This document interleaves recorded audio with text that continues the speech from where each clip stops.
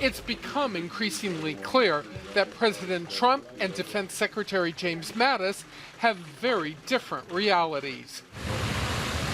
President Trump says it's going just fine with North Korea's denuclearization. They stopped everything that you'd want them to stop, and they blew up sites where they test and do the testing.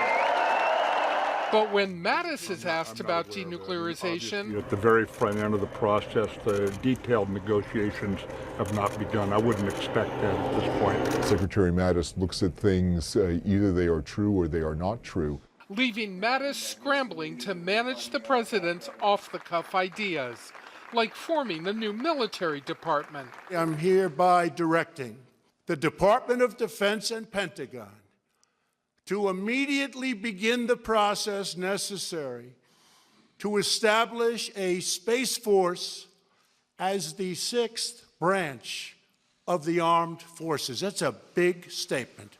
This, as you know, is going to require legislation and a lot of detailed planning, and we've not yet begun. What has happened to the Trump who loved his generals? That makes him very happy, General. You know that, right? During a recent cabinet meeting, as Mr. Trump spoke on his political agenda, it did not escape the Pentagon's attention that Mattis kept his eyes down during much of the meeting, leaving questions about his body language.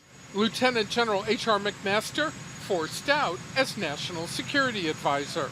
And Chief of Staff retired 4-star John Kelly has had his run-ins with the president, including suggesting Mr. Trump's views on a border wall at one point may have changed. Is Mattis at risk of the president being tired of him? Secretary Mattis has to be very careful to read the signs as much as he can as to whether or not the president feels comfortable. Secretary Mattis is going to have to watch and see if the president expresses that even in a subtle way.